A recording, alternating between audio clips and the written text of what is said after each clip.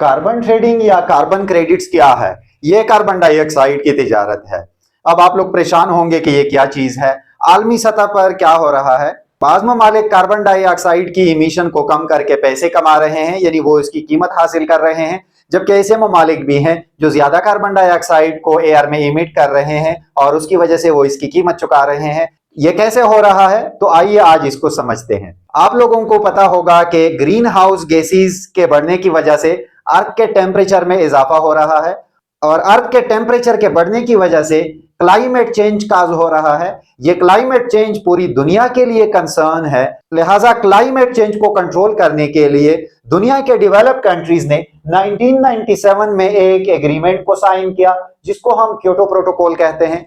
Kyoto protocol में developed countries इस बात पर मुत्तफिक हुए कि वो क्लाइमेट चेंज को कंट्रोल करेंगे। अब क्लाइमेट चेंज किस वजह से होता है? कार्बन इमिशन की वजह से, यानी उनका मानना था कि हम कार्बन इमिशंस को कंट्रोल करेंगे।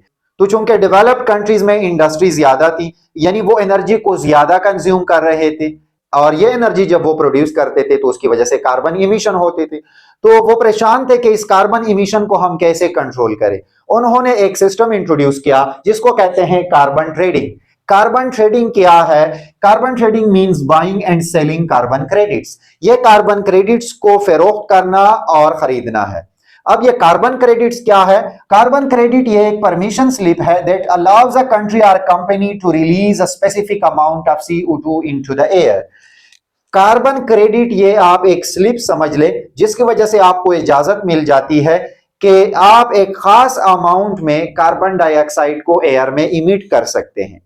अब जिन ममालिक के पास कार्बन क्रेडिट ज्यादा होंगे वो ज्यादा कार्बन डाइऑक्साइड को इमिट कर सकेंगे, जिनके पास कार्बन क्रेडिट्स कम होंगे वो कम कार्बन डाइऑक्साइड को एयर में इमिट कर सकेंगे।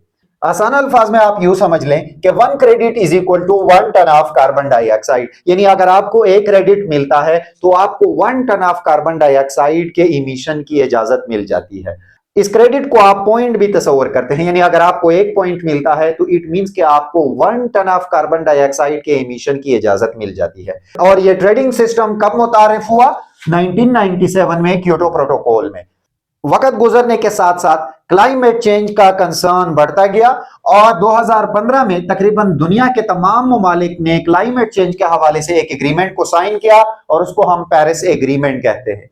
एग्जाम्पल आप ले कि पेरिस एग्रीमेंट के मुताबिक जापान और इंडिया दोनों ममालिक पर यह बाइंडिंग है कि दोनों ममालिक एनुअली 50,000 टन से ज्यादा कार्बन डाइऑक्साइड को एयर में इमिट नहीं कर सकते।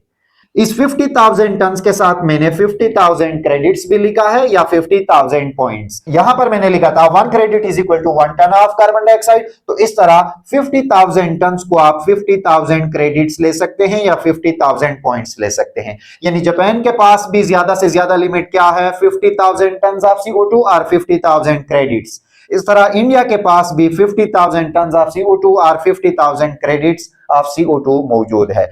अब जापान चूंकि डेवलप्ड कंट्री है, जापान ने 70,000 टन ऑफ कार्बन डाइऑक्साइड को इमिट किया एक साल में। यानी अगर आप 50,000 से 70,000 को माइनस करें तो 20,000 टन उसने इजाफी कार्बन डाइऑक्साइड इमिट किया एयर में। और दूसरी तरफ इंडिया ने क्या किया? इंडिया ने एनुअली इमिट किया है कार्बन डाइऑक्साइड को 20,000 टन और उसके पास कितने क्रेडिट्स है? 50,000 क्रेडिट्स और 50,000 टन ऑफ कार्बन डाइऑक्साइड। तो अगर आप 50,000 से 20,000 को माइनस करें तो 30,000 टन ऑफ CO2 या 30,000 क्रेडिट्स इंडिया के पास इजाफी बचता है। अब इंडिया क्या करता है? ये 20,000 क्रेडिट्स को सोल्ड करता है किसको? जापान को, और जापान ये 20,000 क्रेडिट्स बाई करता है। इंडिया के पास मजीद कितने क्रेडिट्स रहते हैं? 10,000 क्रेडिट्स, यानी 30 में से 20,000 उसने जापान को दे दिए और 10,000 क्रेडिट उसके पास अब भी मौजूद है और ये 10,000 क्रेडिट वो किसी और मुल्क या कंपनी को भी वो फरोख्त कर सकता है।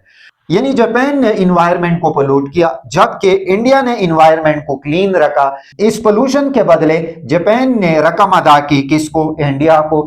इंडिया इस रकम को आगे क्लीन एनर्जी में इन्वेस्ट करेगा ताकि वो इन्वायरमेंट को मजीद क्लीन रखे। यानी एक तरफ इन्वायरमेंट पोल्यूट हो रहा है, दूसरी तरफ इन्वायरमेंट साफ हो रहा है।